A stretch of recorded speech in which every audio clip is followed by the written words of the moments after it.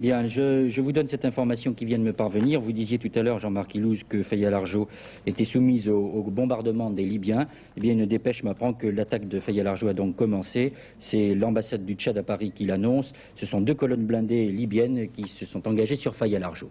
Dans les circonstances actuelles, vous vous en doutez, le rôle des instructeurs français auprès des forces gouvernementales tchadiennes représentera une aide précieuse. Ces dernières semaines, vous le savez, la France a livré un grand nombre de matériel militaire aux troupes de M. Hissène Habré et il semble que ces troupes aient effectivement connu des problèmes pour mettre en œuvre ces armements. Ces instructeurs sont donc des parachutistes d'élite. Ils appartiennent au 1er, au 3e et au 8e RPIMA. Patricia Coste. Ce sont des parachutistes comme ceux-ci, filmés au Tchad il y a 3 ans, qui commencent à arriver aujourd'hui à N'Djamena.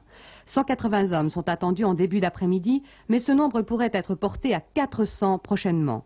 Ils appartiennent au 1er, au 3e et au 8e régiment parachutistes d'infanterie de marine, basés en République centrafricaine, pays voisin du Tchad. Ce sont des militaires tous engagés volontaires, très professionnels.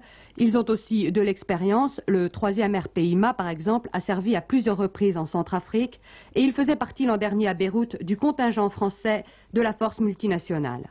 Mais au Tchad, ces paras doivent n'être que des instructeurs pour l'instant. Ils sont chargés d'apprendre à l'armée tchadienne à se servir du nouveau matériel envoyé par la France. Dans ce but, dit-on en haut lieu, les paras arrivent avec leurs armes individuelles, mais aussi avec des types d'armement déjà envoyés à N'Djamena. Cette très grosse opération d'instruction, comme on la qualifie officiellement, est soutenue par une noria d'avions de transport qui sont en train de quitter le sud de la France pour l'Afrique et qui y acheminent vivres et équipements nécessaires.